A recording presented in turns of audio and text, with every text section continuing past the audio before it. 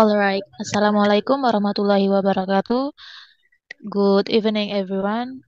We are from Group 10 at English for Business course. Let me introduce myself first. My name is Nisrina Kansa Sausan as a moderator and as a speaker. And here is my partner. You can introduce yourself. Hi, I'm Anissa Ilmi as a too. Okay, she is as a speaker. We are going to present our presentation. There are two materials. Here there are table of content as you can see in the screen. Okay, next slide. The title is analysis of accounts. Okay, next slide, please.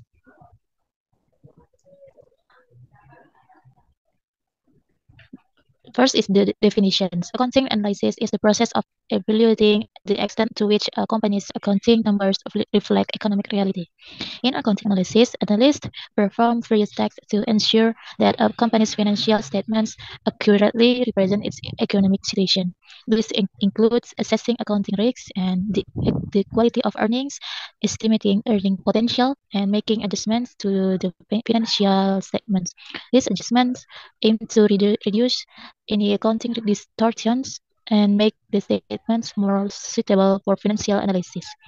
Accounting analysis is crucial for identifying and addressing any discrepancies or inaccuracies in a company's financial reporting.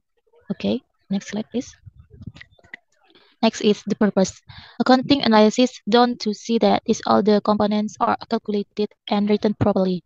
These components are used for preparing the financial statements. These are the following components: assets, liabilities, expenses, income, and capital. Okay, next please.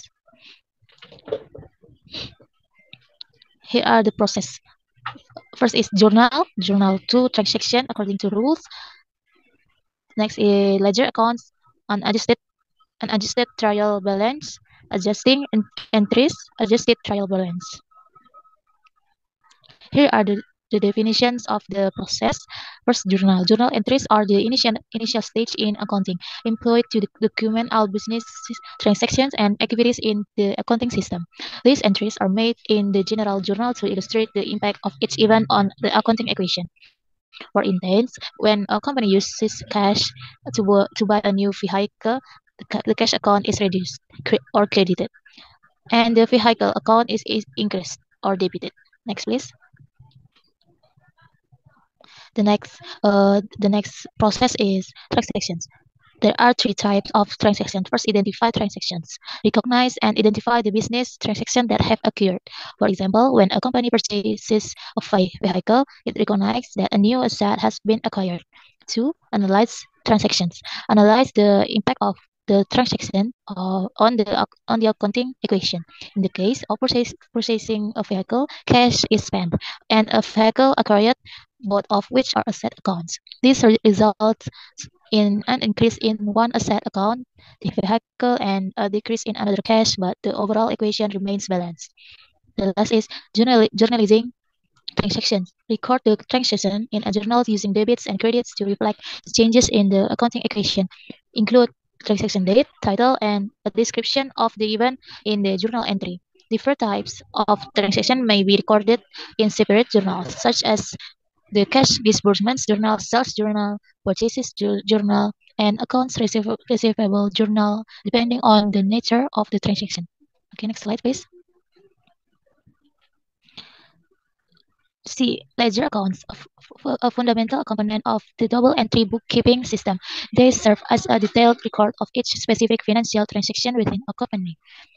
Next is an adjusted trial balance, a listing of all the business accounts that are going to appear on the financial statements before year end. Adjusting journal entries are made. Next, please. Here are the last process of accounting analysis. Adjusting entries. Adjusting entries are made at the end of a period to correct accounts before the financial statements are prepared. This step is most commonly used in accounting depends with the matching principle to match revenue cure. Adjusted trial balance. A listing of all company accounts that will appear on the financial statements after year end adjusting journal entries have been made. Okay, next please. He need for an accounting analysis. First is coherence in rules and standards, quick solutions to new and emerging practical problems by reference to an existing framework of basic theory, increased user understanding of and confidence in financial reporting, enhanced compatibility among companies' financial statements. Assalamualaikum warahmatullahi wabarakatuh. I'm Nisa. Here I want to explain about government economic objectives and policies. The definition, the part A is economic growth. The first is economic growth is one of the main goals of the government. The second is it seeks to increase economic output, GDP, and create jobs. The part B is price stability. The first, maintaining a low inflation rate to stabilize people purchasing power. Second is maintain price stability as a foundation for long-term economic growth. C is income equality. First, reduce income disparities between groups of people. Second is through redistribution and social protection policies. The last, the community welfare. The first, ensure that economic policies contribute to improving people's welfare. The second is focus on improving quality of life and access to basic services. The next, government policies. Part A is monetary. First, reduce income disparities between group of people. Second, through redistribution of social protection policies.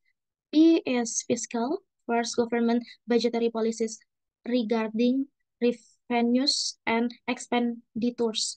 Second is the use of taxes in public spending of control economic activity. C is labor market related policies to reduce unemployment. Second is skill training and incentives for job creation. D is trade and investment.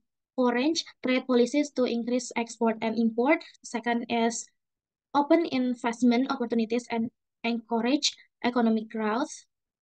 The next is impact of business. Part A is business regulation. The first, effect of fiscal and monetary policies and business costs and operations.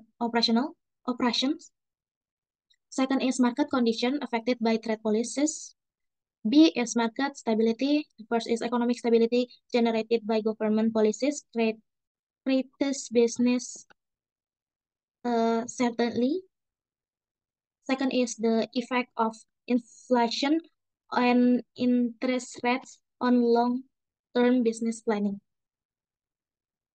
C is taxes and incentives. First, the effect of tax policy on business profit margin.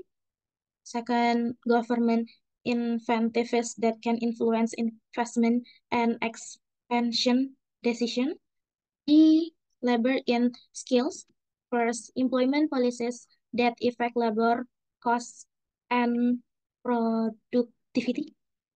Second is skill training programs that support business needs. I think that's it from us. I end up here. Assalamualaikum warahmatullahi wabarakatuh. Thank you for watching.